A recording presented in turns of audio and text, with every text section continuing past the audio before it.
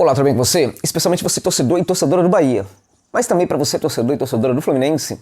Neste vídeo eu vou falar sobre a situação do esquadrão, mas evidentemente tocando muito no Flu, então serve também para o torcedor do Fluminense, que merece um vídeo só para o seu próprio clube, para o grande tricolor das Laranjeiras. Mas neste vídeo eu quero falar sobre o tricolor da Boa Terra, essa equipe fantástica, esse clube fantástico, que tem uma torcida também fantástica, de um estado, meus amigos, por favor, né? O que é esse estado da Bahia, meus amigos? Você acha que é maravilhoso porque você foi em Salvador, né? E você curtiu aquelas praias, você viu aquela atmosfera, né? Tão fantástica, né? Aquele sincretismo também presente nas ruas, né? Na atmosfera, em todos os lugares. É o lugar, por exemplo, que até mesmo as religiões conversam um pouco mais do que em outros lugares, enfim, tudo mais tal. Então você acha, por exemplo, que Salvador é maravilhoso tal, a Bahia realmente é um estado fantástico que tem aí uma capital fantástica. Não, meus amigos, estou falando da Bahia do geral, estou falando também da Bahia do sertão, estou falando da Bahia, gente, daqueles lugares onde as casinhas são pequenininhas, onde as casinhas parece que vão se retorcendo com o tempo, parece que se apequenam com o tempo. A marca do tempo chega nas casas, elas vão se apequenando com o tempo. Estou me referindo ao sertão. Estou falando também das várias regiões da Bahia. Estou falando também de lugares em que eu pisei muito. Quando eu fui, num certo momento, fazer uma pesquisa, pensando, inclusive, de tentar fazer no Brasil o mesmo trabalho que eu faço na América do Sul. A Bahia é um lugar realmente fenomenal, fantástico. A Bahia não pode ter, por exemplo, nenhuma equipe na primeira divisão do futebol do Brasil, meus amigos. A Bahia precisa ter ao menos uma equipe. O Vitória, que não quer nem ser mais de Série B. O Vitória não quer nem mais ser equipe de segunda divisão. Então tudo ficou por conta do Bahia, que agora precisa honrar essa terra maravilhosa e permanecer na primeira divisão do futebol do Brasil. O Bahia jogou contra o Galo, não consegue vencer um jogo que era muito importante, mas precisamos considerar que o Bahia perde o jogo para uma equipe que ao final dos 90 minutos, ao final do apito do árbitro, se tornaria o campeão do futebol brasileiro em 2021. Um título bastante justo, um título que aconteceu em virtude de uma transformação, de um trabalho, de uma construção de um clube e também de uma equipe. Refiro-me ao Galo. Então era realmente muito complicado para o Bahia vencer o Galo na Fonte Nova diante do seu público. Público que faz muita diferença, mas mesmo assim era complicado para o Bahia. Contudo, importa olharmos para aquele jogo, entendermos que também o Bahia apresentou limites. O Bahia também não teve um entendimento equivocado sobre o jogo. O Guto Ferreira teve dificuldade para entender, para dimensionar o que era o jogo. Em alguns momentos parecia que o Bahia estava muito mais tranquilo mesmo em empatar a partida do que vencer. Não era momento, por exemplo, para faltar ambição. E quando a gente pensa o técnico e o trabalho do técnico Guto Ferreira, precisamos também considerar que isso tudo faz parte do pacote do Guto. A falta, em alguns momentos, de ambição. Se o Bahia vai continuar com o Guto em 2022, independente de estar ou não na Série B ou na Série A, é muito importante que pense isso, que considere este ponto e que, se for realmente para encarar, para levar a temporada com o Guto, que desde o começo entenda isso, aceite isso e depois não reclame. Porque o Guto é um técnico que vai entregar sim uma equipe organizada defensivamente, o Guto é um técnico que vai entregar uma equipe aí de meio de tabela para cima, sem dúvida nenhuma, mas o Guto é sim esse técnico que tem esses limites sim. Em alguns momentos parece faltar ambição, em alguns momentos parece faltar uma leitura muito mais propositiva do que é o jogo, um entendimento maior do que são os grandes jogos. Foi assim, por exemplo, o Guto sabe muito bem disso.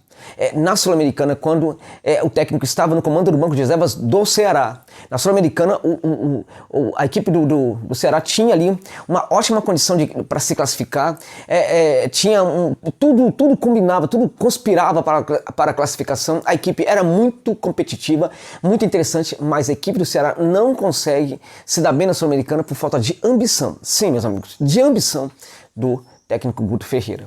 Então, isso tudo faz parte do pacote. Infelizmente, na minha opinião, isso também entrou em campo contra o Galo. Né? Acho que as substituições também não foram as melhores, no sentido, por exemplo, que demorou muito para mudar. De novo, o Guto demorou muito para mudar. E neste jogo contra a equipe do Fluminense, o Bahia precisa entender que é uma final para ser ganha. Não é uma final, evidentemente, mais do que nunca, não dá para empatar. Precisa vencer este jogo. Vai jogar contra a equipe que também precisa da vitória para trabalhar sua classificação à Libertadores de América. O Fluminense corre riscos também, ainda de não ir mesmo para a Libertadores Libertadores de América. Esse seria realmente um absurdo, mas o Fluminense corre sim esses riscos. Eu diria para você, inclusive, que para o Fluminense a coisa pode ser mais tranquila no último jogo, mas este jogo para o Flu, ele é decisivo, porque o Fluminense pode perfeitamente ficar de fora da Libertadores, sim, caso não vença essa partida. Ou seja, essa situação coloca para o Fluminense uma pressão pela vitória, e isso vai levar a campo, vai levar para a Fonte Nova também uma equipe aí que vai ter uma pressão. O que ela vai saber fazer com essa pressão, a gente vai ver dentro de campo. Este Fluminense, em alguns momentos, parece não saber lidar muito bem com essa pressão. E este Fluminense vai estar diante de uma panela, digamos assim, de pressão, que é a Fonte Nova, né? A torcida do Bahia faz realmente muita diferença. Se o Bahia não conseguiu vencer o Galo, não foi por falta de apoio da torcida, não foi em virtude do amor, da loucura que a torcida do Bahia tem pela sua equipe do coração, foi em virtude da incapacidade dos jogadores dentro de campo de conseguir vencer. Foi também fruto do talento individual que a equipe do Galo possui. Quando a coisa parecia um pouco controlada, apareceram ali as individualidades do Galo, que é algo também muito grande dessa equipe. As individualidades são algo muito grande dessa equipe do Atlético Mineiro, atual campeão do futebol brasileiro. Mas o fato é que o Bahia precisa vencer o Fluminense. O Bahia tem que olhar para esse jogo como um jogo para ser vencido, sim. O Bahia tem que olhar para esse jogo sem pensar, por exemplo, vamos tentar, por exemplo, levar o jogo quando for ali no segundo tempo, tal, a gente tenta. Não é esse tipo de pensamento está errado. É o pensamento, por exemplo, de quem tem medo, sabe? É sempre deixar as decisões para os momentos, suspender os momentos da decisão. Não, o Bahia tem que entrar pro jogo tentando decidir imediatamente. Vamos ter calma. Não tem essa história não, gente. É possível jogar de maneira calma, mas sim sendo propositivo e tentando decidir desde os primeiros minutos. Agora, não dá, por exemplo, para ficar esperando, né? Um dos problemas dos técnicos brasileiros é essa história de suspender sempre. Se a gente tem, por exemplo, um confronto de 2 jogos, vamos deixar a solução para o segundo jogo. Se a gente tem no segundo jogo 2 tempos, por que não deixar a solução do jogo para o segundo tempo? Se a gente tem, por exemplo, no segundo tempo um jogo complicado, a gente vai ter a disputa de pênaltis, vamos deixar a decisão preferencialmente para a disputa de pênalti. É sempre deixando para o final. Isso é medo. Isso não é vontade de ganhar, isso é medo. E isso, infelizmente, é algo que o Bahia às vezes apresenta porque faz parte também do DNA do seu técnico. E o Bahia não pode apresentar isso contra o Fluminense.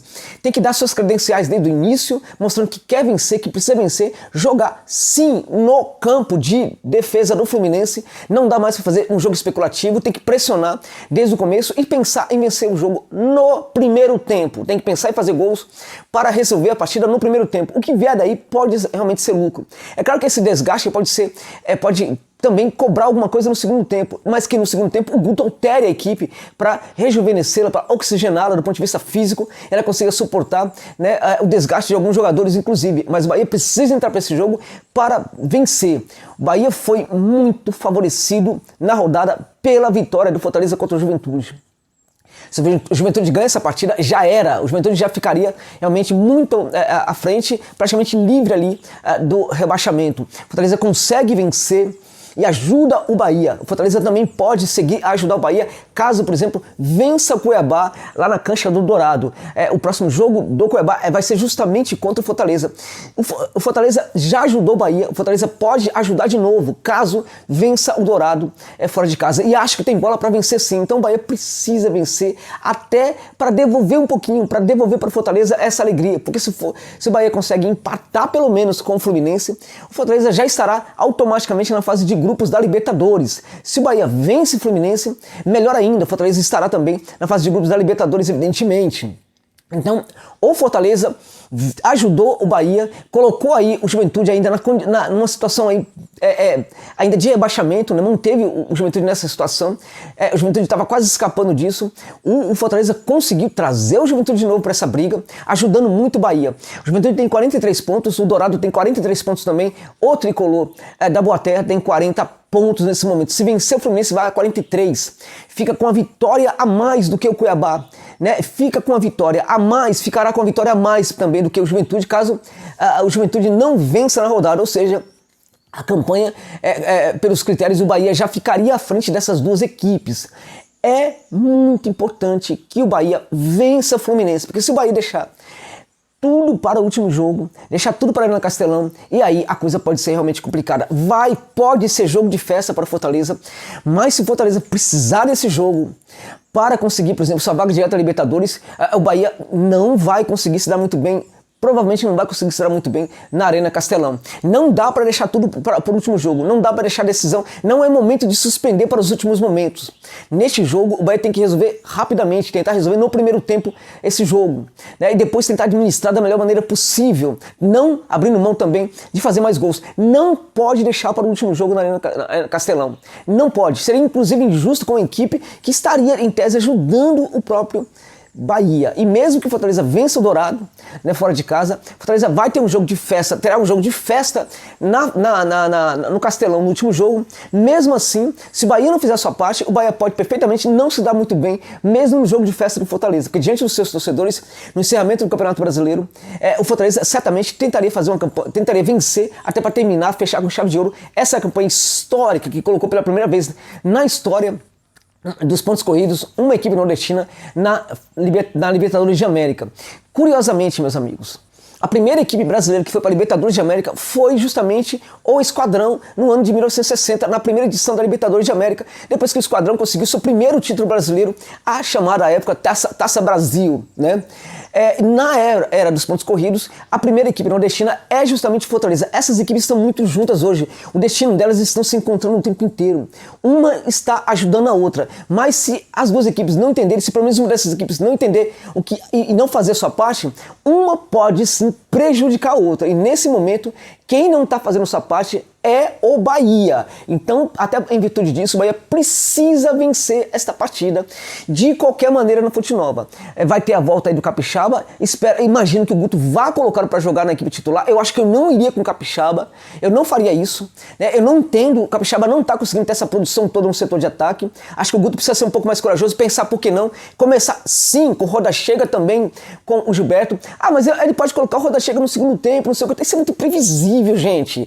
Isso é aquela coisa que todo técnico faz. É por isso que o Guto não avança, não cresce mais no futebol brasileiro. Porque ele precisa parar com essas previsibilidades, precisa parar de fazer aquilo que todo mundo faz. É o 6 meia dúzia. Ah, eu coloco o centroavante no segundo tempo, eu coloco o outro para jogar, não sei o que. Aí, às vezes, eu até tiro um, coloco o outro também. Não, os dois jogadores podem resolver, são muito protagonistas. Os dois precisariam ir pro jogo já no primeiro tempo, gente. Aí no segundo tempo pode perfeitamente tirar um jogador, coloca um outro, trabalha com o centroavante apenas, não tem nenhum problema. Mas deveria ir com dois centroavantes. Essa história de Capixaba voltar de jeito nenhum. Melhor até mesmo, na minha opinião, que fique o Rossi do que o Capixaba. Agora, o melhor seria jogar com dois centroavantes. Um Esquadrão precisa vencer ou vencer. Gente, e o Guto também pode assinar.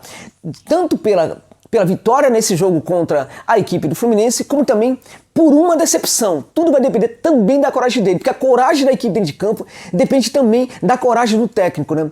O protagonismo dos jogadores dentro de campo depende muito de uma percepção mais protagonista do técnico fora do campo. Então, o Guto pode sim assinar sim por essa vitória do Bahia contra o Fluminense. Agora também pode assinar por uma decepção do tricolor do Esquadrão dentro de casa contra o Flu. Tudo depende muito do técnico. Este é o momento que, mais do que nunca, o Esquadrão precisa muito do seu técnico, não apenas dos seus jogadores. E é muito importante que ele não decepcione, porque, na minha opinião, ele pode até ser um técnico importante para o Bahia na próxima temporada, sim, do futebol brasileiro, na primeira ou na segunda divisão. Mas esse é o momento também para o Guto Ferreira mostrar o que ele quer com a carreira dele. É isso. Espero que o Esquadrão vença, até pela minha torcida pelo futebol do Nordeste, a despeito da minha admiração, meu carinho pelo Flu.